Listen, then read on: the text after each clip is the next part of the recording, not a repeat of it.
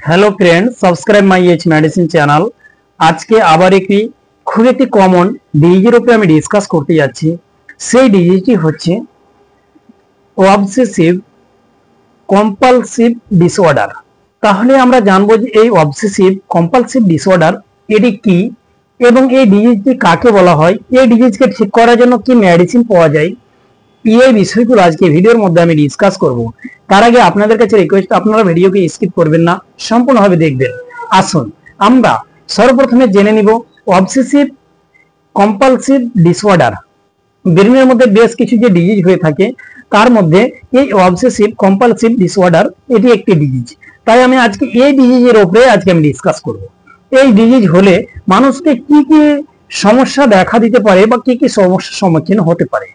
যেমন এই ডিজিজের বেশ কিছু পয়েন্ট হচ্ছে, বেশ কয়েকটি লক্ষণ রয়েছে। যেমন এই ডিজিজ আপনি কি করে বুঝবেন যে আপনাকে অবসেসিভ কম্পালসিভ ডিসঅর্ডার হয়েছে, এই ডিজিজ হয়েছে। এই ডিজিজের জন্য বিশেষ করে লক্ষণ হচ্ছে যেন এটি মানসিক চিন্তা ভাবনা কিন্তু সব সময় কিন্তু থাকতে পারে। এছাড়া দ্বিতীয় নম্বর পয়েন্ট হচ্ছে যেমন আপনার যৌন কিংবা ধর্ম সম্পর্কে কিন্তু আপনার চিন্তাধারা কিন্তু অনর্গল হতে থাকবে। এছাড়া 3 নম্বর সিমটমস হচ্ছে যেমন বারবার একই কাজ করানো। যেমন আপনার কোনো জায়গাতে আপনি ধরলেন যে আপনি কোন কিছু লেখার ক্ষেত্রে আপনি পকেটের মধ্যে কলম রেখে দিয়েছেন কিন্তু আবার কলম খুঁজছেন, কিংবা পেপার পত্রিকা আপনি পড়ে টেবিলে রেখে দিয়েছেন, আপনি অন্য কোথায় গিয়ে খুঁজছেন।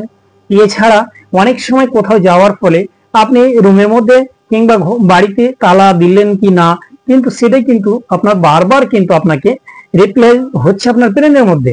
কিন্তু এটি কেন হয়ে থাকে?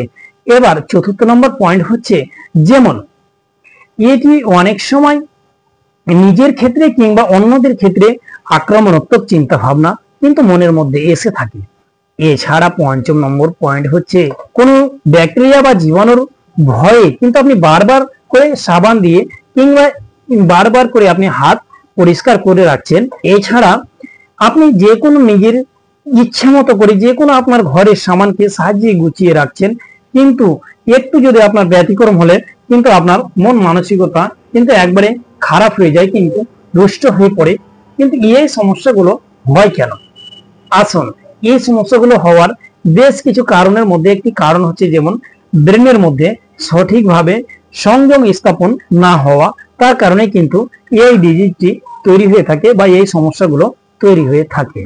আসুন তাহলে এই সমস্যা থেকে সমাধান পাওয়ার জন্য কি কি মেডিসিন পাওয়া যায়, এই সমস্যা থেকে বের হওয়ার জন্য যে মেডিসিনটি মার্কেটে অ্যাভেলেবেল পাওয়া যায় সেটি হচ্ছে ফুলিট 20 mg ক্যাপসুল। এবার এই ফুলিট 20 mg ক্যাপসুল কে কোন কোম্পানি ম্যানুফ্যাকচার করে থাকে? এটিকে ম্যানুফ্যাকচার করে থাকে ট্যালেন্ট ইন্ডিয়া কোম্পানি। তারপরে আমরা জেনে নিব যে এর মধ্যে কি কি কন্টেন্ট, কি কি সালভারাইড তৈরি। এটির মধ্যে যে কন্টেন্ট রয়েছে সেটি হচ্ছে ফ্লুক্সাটাইন। এই ফ্লুক্সাটাইন নিয়ে গঠিত হয়েছে এই ফুলিট 20 mg। আসুন, আমার ভিডিও থেকে যদি আপনাদের সামান্য কাজে এসে থাকে তাই চ্যানেলকে সাবস্ক্রাইব করুন এবং ভিডিওকে লাইক করুন, শেয়ার করুন এবং কমেন্ট করে জানিয়ে দিবেন এরপরে কোন মেডিসিন বা কোন টপিকের উপরে আপনি ভিডিও পেতে চান। আমি পরে ভিডিও ওই টপিক ওই ডিজিজের উপরে ভিডিও নিয়ে বা মেডিসিনের উপর ভিডিও নিয়ে আমি আবার প্রেজেন্ট হব। আসি পরে ভিডিও আবার দেখা।